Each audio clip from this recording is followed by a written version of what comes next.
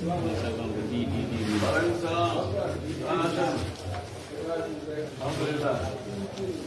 سئلت عنه قبل قليل عن الفرائض يعني الناس يعتبرون علماء كل شيء والان سئلت عن قسمة التركات مريض يريدون ان يقسموا يريد اذكر ان يكتب الان في المدينه والان يعني إذا ذكرتم لنا يعني فورميل أو كالكي كيف يقسم التركة بدون موسيقى بدون قسمة للتركة أعطوا لنا فورميل يوما ما في الجامعة وبنينا أن أي التركة كيف نقسم الناس إن لم نكن نعرف الفرائض. إذا سألت شنو مستحيل تعرف هناك طرق لقسمة التركة، لكن قبل أن تصل إلى هذه الطرق لابد أن تعرف أولا من يرث ومن لا يرث. قسمة التركات هناك يعني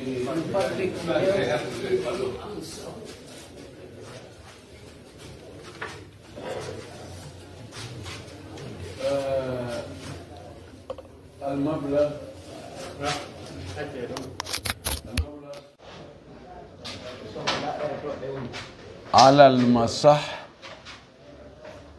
على المصح في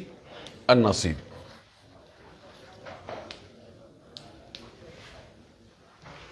المبلغ على المصح في النصيب ما معناه؟ جوني adde misal joni jawri ndi fou sendandi ɓaw a waɗi aslu masala o si tawi mo hato guine tassi a waɗi mo tassi masahu on montagu fou divisé e hoore o masah multiplia e geɓal goto e maɓɓe kala. joni innen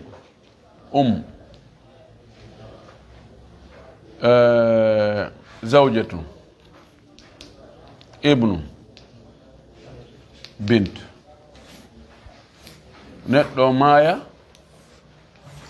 o acca yuma makko o acca ɓeygu makko o acca ɓiɗɗo gorko ɓiɗɗo debbo o acca masalan 150 millions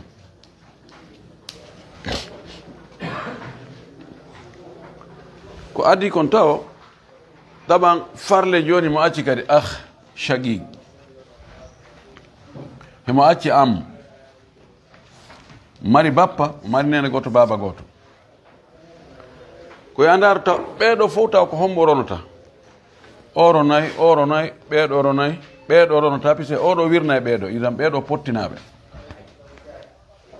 joni ara ɓeɗo ko hombo jogui fardu ko hombo jogui ta'sib ono jogui o ko fardu ronirta fardu makko on ko jeegaɓal o kadi ko fardu ronirta fardu makko on ko jeetataɓal ɓeɗo ko ta'sib ƴetta ko heddi kon waɗa ta'silu lmas'ala كيف تؤصلها؟ تنظر بين المقامات بين 8 و6 بينهما توافق في النسب الأربعة بينهما توافق تضرب وفق أحدهما في كامل الآخر معناه يتوافقان على النصف ƴettu goɗɗo maɓɓe senda hoore ɗiɗi ko yaltinɗa ko multiplier o yamo sendaka ina 8 مقسوم على 2 4 صح 4 في 6 24 إذا أصل المسألة 24 كذلك إذا قسمت هذا 6 على 2 3 في 8 أيضا 24 إذن جوني أصل المسألة 24 سدس منك جلو سدس 24 يعني 24 على 6 كم 24 divisé par 6 4 sumunu mum ko jelu yani ko 24 divisé par 8 jelu 3 heɓɓidira ɗiɗo 3 plus 4 7 moins de 24 17 ok o 17 est ce que no sendano ɓeɗo ɗiɗo ɓe koye maɓɓe ɗen ko jelu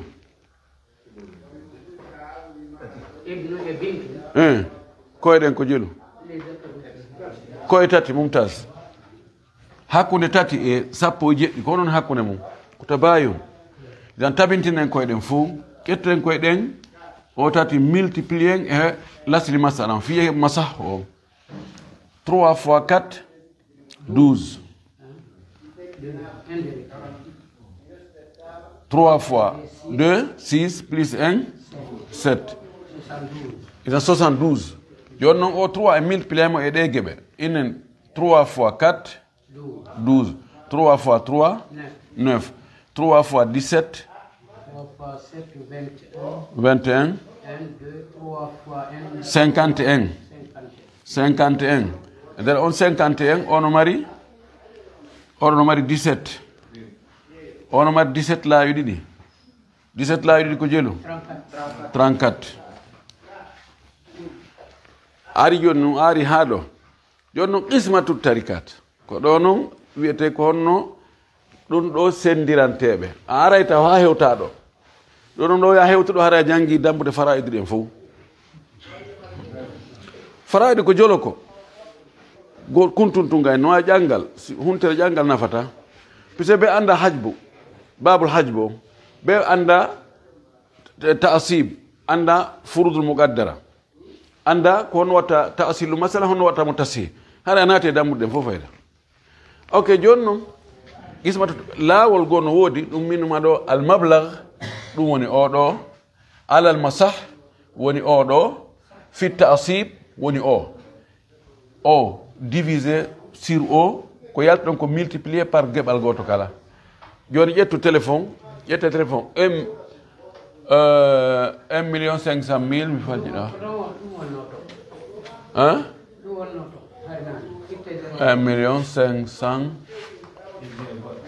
1 million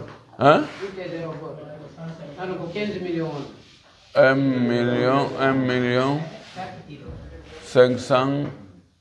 mille 1 million 500 mille ok joni 1 million 500 mille divisé par 72 waɗa ɗon heña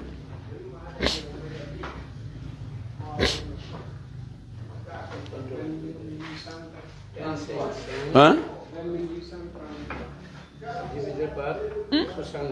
72 20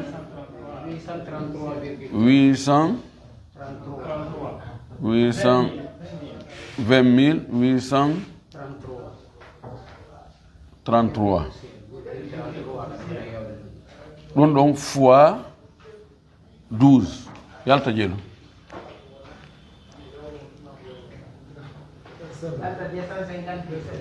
250 mille kono moom wadde miɗo jillidirde chiffre ji ɗi e ɗum ɗon kadi on ɗon kadi fois 9 fois 9 hein ouais hein ko oɗo 20 833 fois 9 ko oɗo multiplié e geɓe ɗen fof 187 497 497 fois 24 fois 34 kam pardon fois 34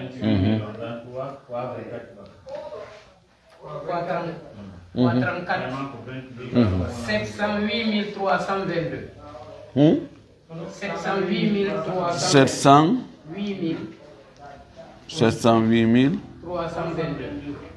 322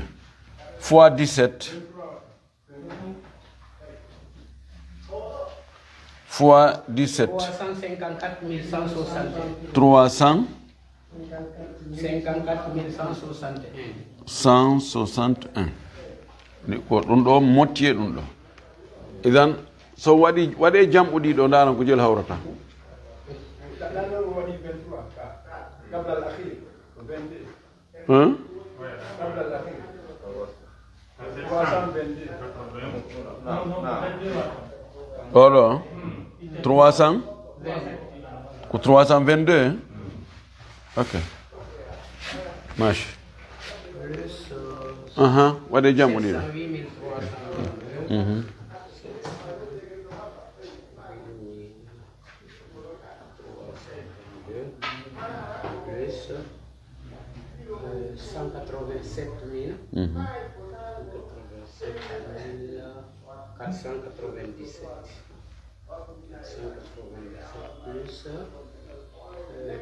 608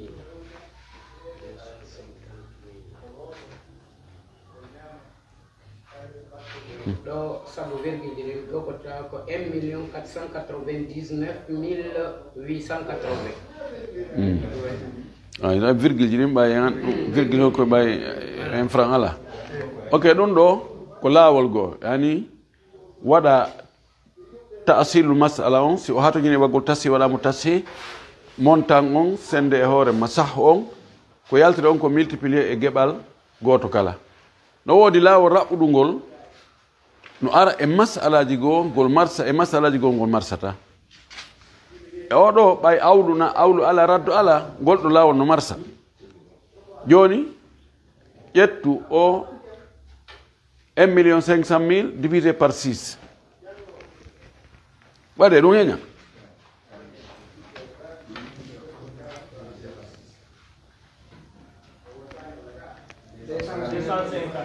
250 000 ok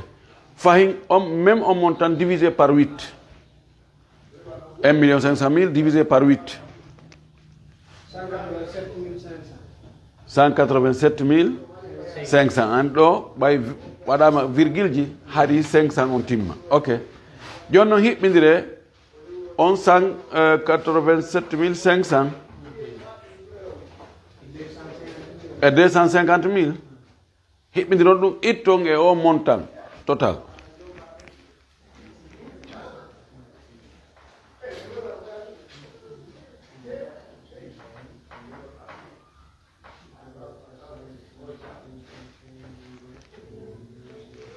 julaaɓe ala e moɗon 1 ok hein ɓay on hiɓɓidiri ɗi 250 000 plus combien non joni ko o plus o ko heɓoyi ɗon ko moyen o ɗo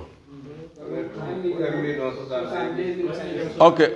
divisé par 3 on ɗo montant 3 300 ayi o yalti waɗa on ɗum fois 2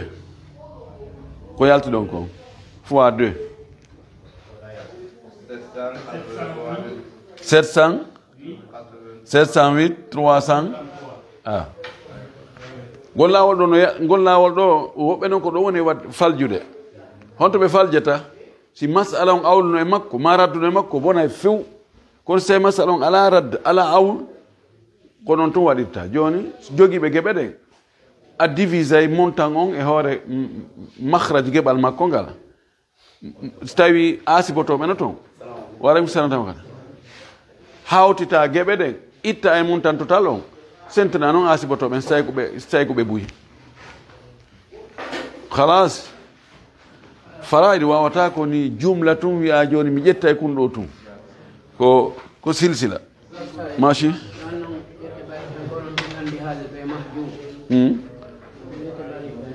voilà andi ɗon no si on tigi ɓe o anda tawa ko hombo wirnata oɗa ko ɗum waɗi ko silsila kala ka a famali e faraid dambu kunku a famali o ko famuɗa to ko nafoytama e hunde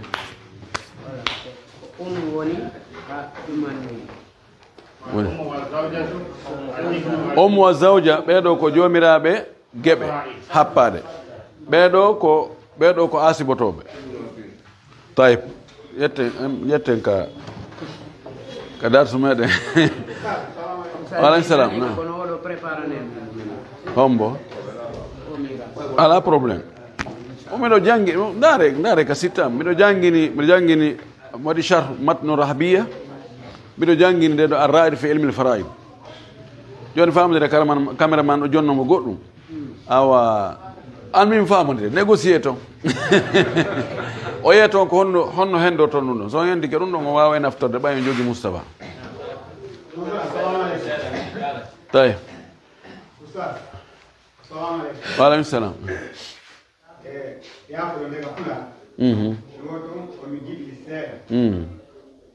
woɓɓe landika men e nder gande ɗe woodi tawi yondudugol gorko janno e sujjiɗo janno hawtomiran goto ñiiri ɓe naɓa gaskay no taw lanɗo question ji ɗi naka nder darse acci ha yalta yaasi ɗo fewn ɗo ko so tawi hara ko janggano feƴƴi ko ngon famali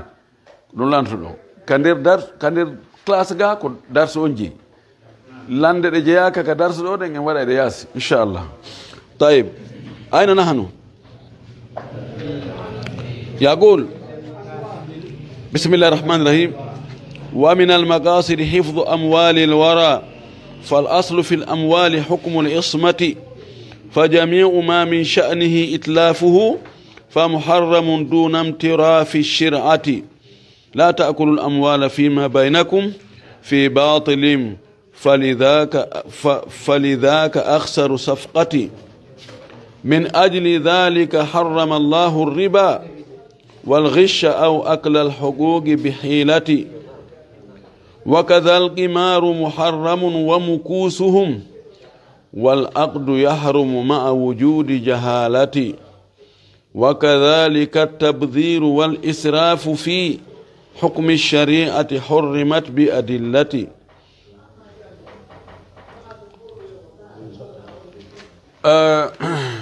هذا هو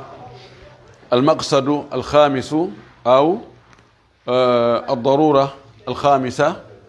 من الضرورات الخمس التي تعرف بضرورات الحياة أو بضروريات الحياة. ذكر لنا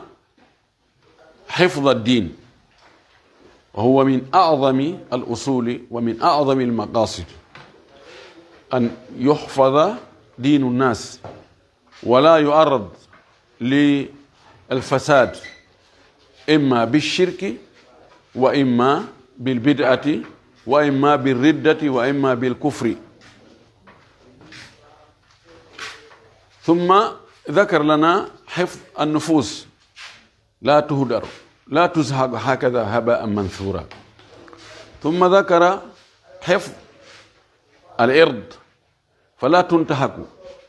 بأي وسيلة. ثم ذكر حفظ العقل فالعقل مناط التكليف فلا بد أن يحافظ على العقل لأن الإنسان بعقله. ثم ذكر حفظ ماذا؟ هنا ذكر حفظ المال فالإسلام اعتنى بالمال كسبا وإنفاقا وضع الطرق المباحة لكسب المال وحث الناس على كسب المال فالمال هو قوام الحياة. ولذلك الرسول القرآن ذكر ولا تؤتوا السفهاء أموالكم ولا تؤتوا السفهاء أموالكم التي جعل الله لكم قياما. إذن الأموال هي قوام الحياة. فحرم التبذير والإسراف في الإنفاق والإنفاق فيما لا ينفع. ثم ذكر هنا يقول ومن المقاصد حفظ أموال الورى أي أموال الناس. فالأصل في الأموال حكم العصمة. الأصل في الأموال أنها معصومة لاسل جودي طبعا wadden lasili wonde no jeeya e ko sharia on ari tabintinnugol marugol jawle ɗen hiwgol jawle ɗen jawdi neɗɗo on wona yo jungo goɗɗo hewtu jawdi makko ndin hara ɓe famodira. lasili on ko wonde jawdi neɗɗo wo neɗɗo jawdi makko din ko hiwandi ko renandi ko marandi ko teddinandi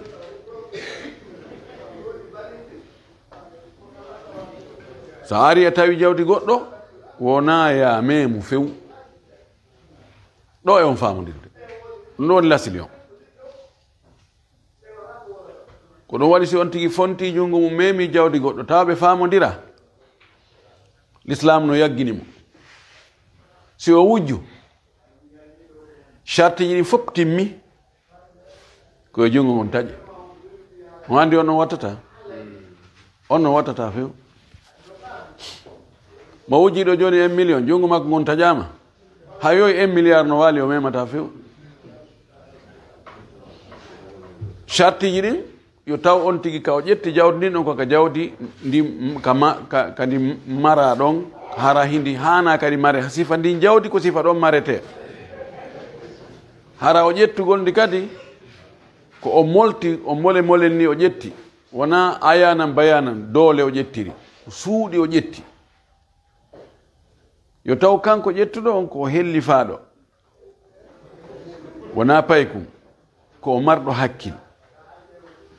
yo taw ndi jawdi ndi o ƴetti ko jawdi mo jawdi muɗum yamira yo mare ɗum ko julɗo ma keefeero aadodaɗo newnanaɗo yo wonu e leydi julɓe ɓen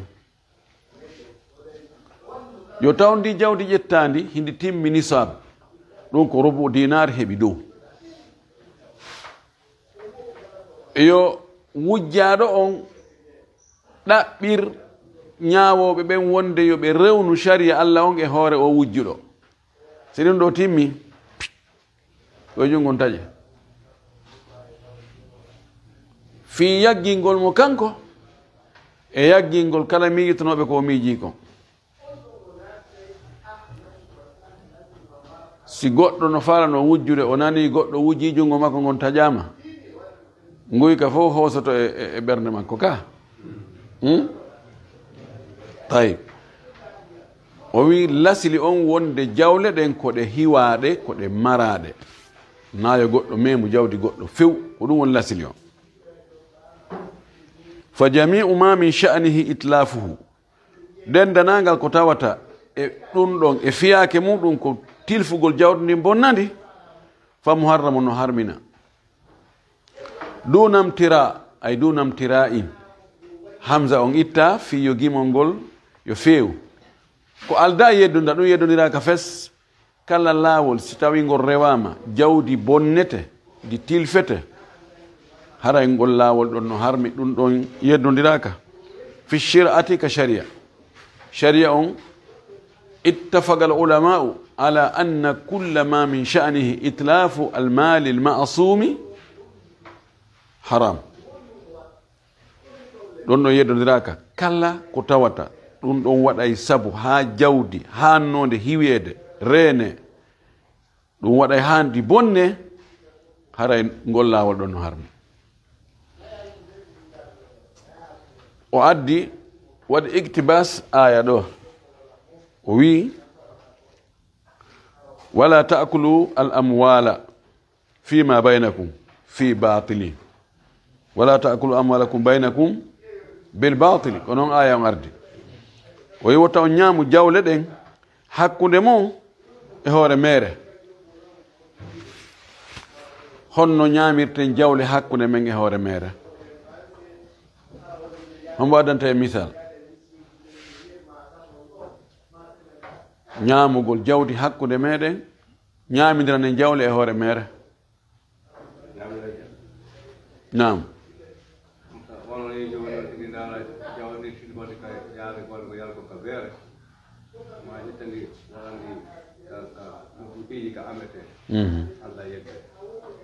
ɗum ɗon ko gonga ko ñaamugol jawle e hoore mere joni mo waɗi ɗo makiru waɗi dancing waɗi ka beere yarete ma hi ka rewɓe arata yeeyito jawle ko heɓi ɗon o ñaami jawle yimɓe ari yoɓi ɗum ɗon ko ñaamugol jawle yimɓe e hoore mere nam ɗum ɗon ko mbaadigo ko suurago wono yimɓe ɗiɗo yettondira hana ko hawre ɓe wawa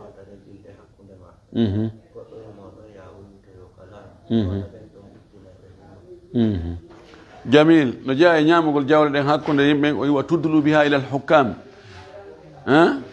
li taakulu fariqa min amwali nnasi bilbatil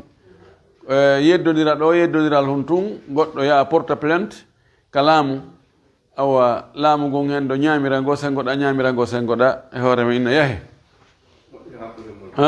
yahe toon régulé o en famille ɗon ɗon ko ñaamugol jawle e hoore mere e honɗum kadi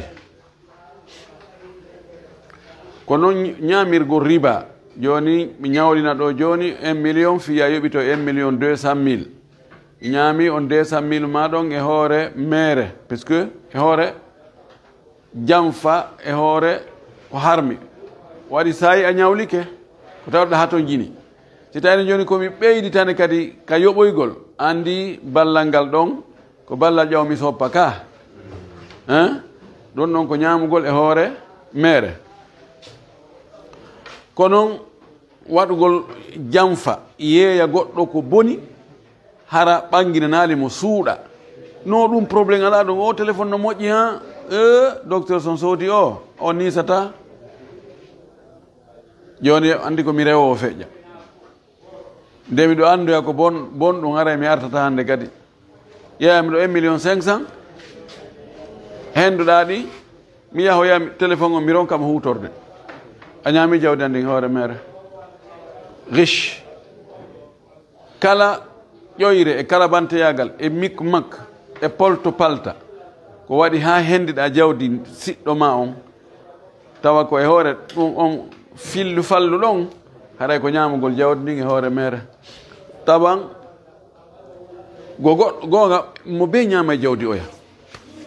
neɗɗo wono tawa ñamali jawdi goɗɗo ñamali jawdi ma ay sa yahi joni ka makiti ɗo ayi ko faalaɗa ko ya ittu mbuɗi ma ɗin jonnama o hen ɗo mbuɗi ma ɗin hara no fijay ɗo jala an kadi hentoɗa pi hunkun wonkun e juuɗe makko kun mo ɓe mo ñaami jawdi oya kono na e hoore mere ko hoore haldi fotti ka ko hoore mo ɓe no weltori ko tawde an joni ɗin mbuɗi ɗon na ɗin ɗon hatto jinɗa e mum ko basalleje ɗen hatto jinɗa e muɗum kankadi na basalleje ɗen o hatto jine muɗum o sodide ko naafi ko ñaama ko mbuɗi o hatto jine muɗum watti toon ɗum wiyete almuawada albay wa shira tayib o wi falidaka ko sabu ɗum fi ta en ñaamu jawle ɗen hakkude meɗen e hoore mere aksaru safqatin ñaamugol jawdi goɗɗo e hoore mere ko haɓɓere ngeygu ko haɓɓere ɓurde perdude hay sa sikki a gañike kono a perdi aksaru safqa ko haldugol fotta ngeygu yeeyan ɗon ɗo mi yeeyima ko jelu ko ha sabakari yo safaqatul bayi ko ana noon ko luwinan ɗum ɗo moteur ma ɗum ɗo ko jelu mi luwini tan par jour ko 50.000 ɗum ɗon haldi fotno ko safqa wiyete safqatu kirayi safaqatu bayi joni noon si tawi o haldi fotti mo halduɗen ɗo goɗɗo e meɗen no anni ko ɗaynugol oya fiyo hendo kum makko kum haray o wi wo ko haldi fotti ɓurɗo wonde perte sabuna a heeɓi gonngel ka aduna ɗo kono gasa Allah perduno e ɓuri ɗum ɗon kadi lahara a yoɓitoya itte ka baraji maɗa yani si tawi a ñaami goɗɗo ñaami haqqe goɗɗo ɗum ɗon woni saabu ha ittoyama e baraji ma haray nga gañaki ka ko ɗum aksaru safqatin ko haldi fotti ɓurɗo wonde perte o wi min ajli dhalika ko sabu ɗum ɗo fi hiwgol ɗe jawle hara ɗe ñamaka e hoore mere harrama allahu riba allah harmini riba ahalla allahu lbay'a wa harrama riba allahu dagini ngeygu ngun kono o harmini riba o honɗum woni riba fi lluga huwa mutlaqu ziyada riba fi llugati huwa mutlaqu ziyada kullu ma zada amma kana alayhi fahuwa qad raba يقول ربى الطفل وربى الزرع وربت الشجرة وفي الشرع هو زيادة مخصوصة في مال مخصوص بطريقة مخصوصة. woni riba ka haala arab ko ɓeydagol kala ko ɓeydi iwi ka wonno ɗon dirti dow seeɗa hara wi'ama ko raba ɓeydike janɗi paykon kon sa akkinoy kon waɗo ate tawti kon ɗo ɓen raba tiflu paykon kon janɗi kon ɓeydike ko noon remuru noon sa akkinoma ara kon hikko ɗo ari tawi ko dowga innema raba zaro kamɓe ka arabu num kala ko ɓeydi ɓeynay raba ɗon itta riba raba yarbu riba kono ka sharia ko honno sharia on huutoringol konngol ɗon ko wi ko ɓeydande hertinde e nder jawdi hertindi e laawol hertingol wona ko ɓeydi kon fopp ka jawle woni riba ko noone mo sharia on wi ɓeydirgol jawdi o noone ɗo ɗum ɗo sharia on newna ko waɗi adday bone jamfa no nder ton ɗani no nder ton goɗɗo go lorroto joni noon riba no mari riba alfadl e riba addayn riba annasa awi nasa awi nasi'a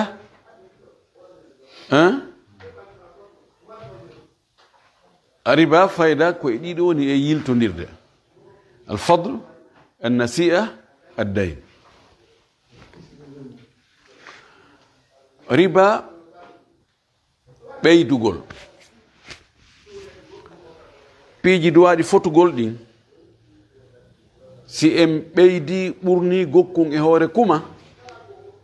haray woni riba woni jinsu gooto si en wattude hakkunde mum noone gooto en waɗi condition an a ɓeyday e hoore min komi jonnuma kon hara woni riba maaro e maaro yen wattude maaro e maaro koɗa ko wi'en koɗa ko koosa koɗa ko barabara telimile enna joni koosa nga waɗa kilo 3 fiya mimi joni kilo 2 no harmi ma hakkunde maaroji men ɗi ga koɗa ko jilla ko koɗa ko laaɓu ko anko awdi faalaɗa ko laaɓu ko wela heɓude koɗa ko jilla ko koko ñaame enna joni awa ko jilla ko nga waɗay korun 3 fi laaɓu kon korun 2 no harmi riba alfadl ko wana noon si en sensude hakkunde mbuuɗi e mbuuɗi minna joni ɗiɗo ɓay ko mbuuɗi ko kesi min ɗo joni a waɗay 1.100.000 e kiɗɗi ɗin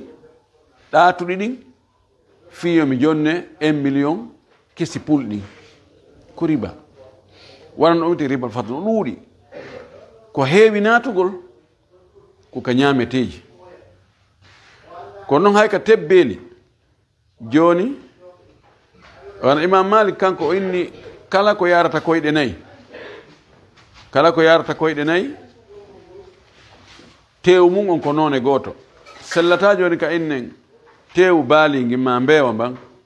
joni kilo gooto ɗon ko kilo e feccere tew nagge ma tew ngeloba ɗon ko riba alfadl riba nasi'a awi nasa ko riba nennodirgol ko tawata koye juuɗe baaɗi ihin sharia on inni ɗum ɗo so on wattitay ɗum ɗo e ɗum ɗo mo be e mon ko yo addu ko munkun jooɗo ɗon ɗon waɗon juuɗe baaɗi ka majlisi ɗon ihin ha ambi ha in si tawi goɗɗo jonni oya inni awa mi aranoyay ɗuma ma a addoyay ɗuma haray woni riba ɗon ɗo no wawi wonde hakkude jinsu goto no wawi wonde jinsu ɗiɗi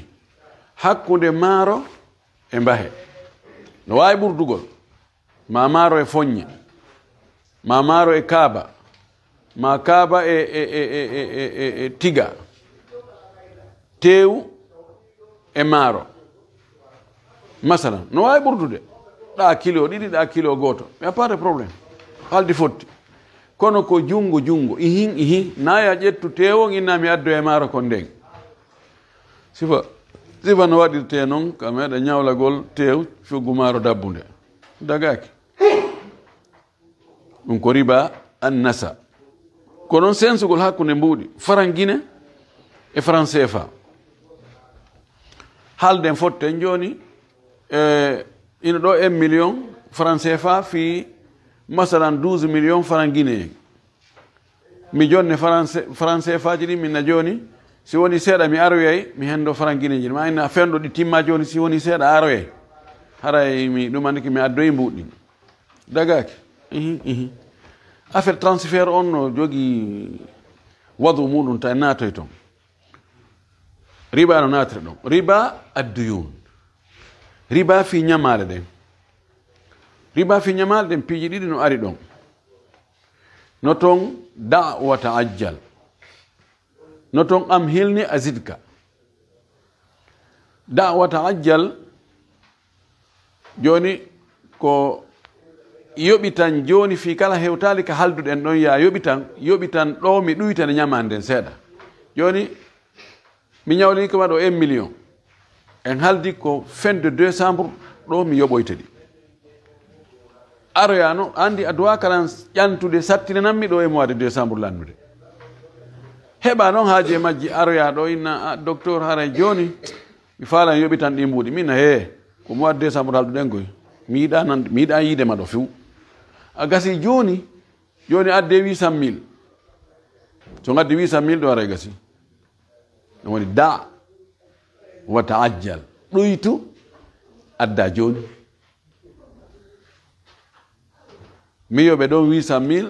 en ɗoyti lajangal en ɗoyti ñamande dagaki kono am hilne asidka si yahoyi on 1 million en haldi ko fin de décembre lanni a wi hey addu on puusataɗo docteur hande o yoɓa Allah mbuɗɗi minno ndara fewndaki awa mahen ka prison kisan ɓenna joni accanan ha mois de janvier fin de janvier lewru wotru pette inna joni awa haray ko 1 million 200 yoɓoy ton on wakkili hiilan wakkili probléme ala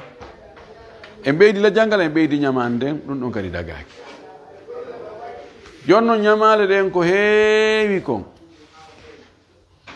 ko ɗon ɗum portoɓen ko noon ɓe woni e gerdude traitirde enen ɓaleɓe ɓen ɓe ñawla en ko ɓe andi ɓe waɗna e lajal ki ɓe felliti en yoɓata ɗo e ɗum ɓay ko henda o koye sende awa lajal ngal hewta ɓe na adde ɗum fewndaki awa joni ɓen waɗi 15% ɓeydi 15% e nden lebbi tati timma adde ala 30%. Yawoya ha wona 100%. Konti ñawlino $1 million wonto ya $10 million. Ɓe jooɗo ɓe na yattu jadwala. Joni meɗen yiltitade darta ñamale Afrique ɗen joni min tani on 2 millions. Ye ɓe no moƴƴi alhamdulillahi. Ɓe hokki woɓe ɗuy tani laggine ñamale maɓɓe ɗen 2 millions. Joni ko jelu lutti ko 8 millions. Ko jelu ñawlano ko 1 million. 1 million o ko gollata ko ɓeru ko 1 million gollata ko joni no nga yoɓa 8 millions ko honno woni on to économie o fokkiti idan on ɗon dagaki idan noon e riba no ɗuuɗi kono na jawleɗen fof riba natta e mum no woodi wiyete usulu riba laaɗo sa sallam no maaki ɗum hadis Ubbad ibn Samit radiallahu anhu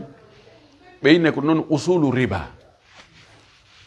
sa sallam maaki aldahabu bildahabi والفضة بالفضة والبر بالبر والشعير بالشعير والملح بالملح والتمر بالتمر هاء بهاء مثلا بمثل يدا بيد فمن زاد أو استزاد فقد أربع إلو ويته أصول الربويات إلو جيغو no fottana hakkunde karama ko ɓen wonde ɗiɗo riba no naata hakkunde majji ko ɓe yeddodiri ko est ce que jawle goɗe tawaka e ɗiɗo jeego ndi ko kanŋe e kaalis e ngawri e muutiri e tamaro e lanɗam ko ɗum lintalo joni maaro wowlaka ɗon mbahe wowlaka ɗon foññe wowlaka ɗon fimu kaaba wowlaka e ɗum ɗo e ɗum ɗo e ɗum ɗo jumhurul gayyasin jumhur en waɗoɓe qiyas ɓen ɓe fottani wonde pellet riba naaɗiɗo tun ɗiɗo nar adduɗi exemplaire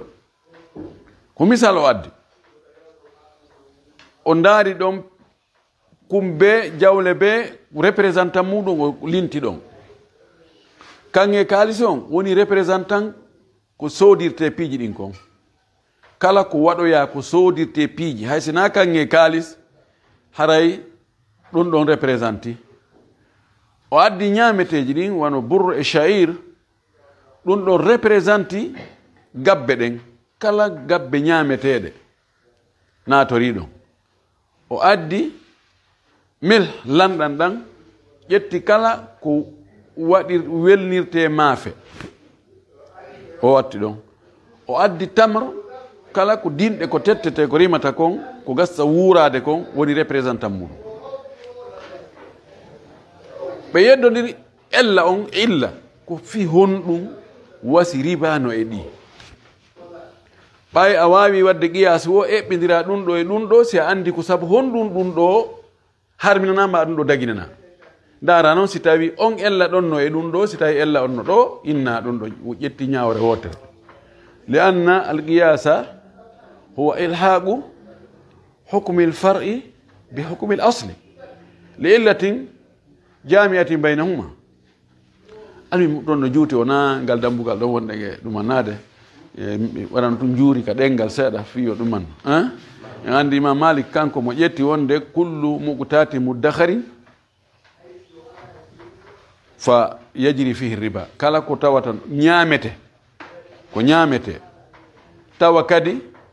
no wawi wuurade no wawi marade harana e congélateur ɗe gabbe men maaro e mbahe e foññe e muutiri e ɗum ɗo e ɗum ɗo e ɗum ɗo ɗum ɗo riba no naata e muɗum kala ko tawata wuurata ko ɗum ɗon tun marata ko sinnago e frigidaire riba natta mum wano o fruit mango lemunne banana pomme e légume ji ɗin fof wano jaabere wano pomme de terre wano pouté wano ɗum ɗo wano ɗum ɗa e kakeli ɗin ɗum ɗon fof riba natta muɗum puisque onti wata wurde ɗum ɗon tun wala kullin riba no harmi laɗo sallallah sallam imo maki hadis o maki 36 zaniya ahwan min riba min dirhami riba jeenalle 36 jeenugol laabi 36 sinda ɗum ɗon edi ñamugol mbuɗu goto mo riba wonema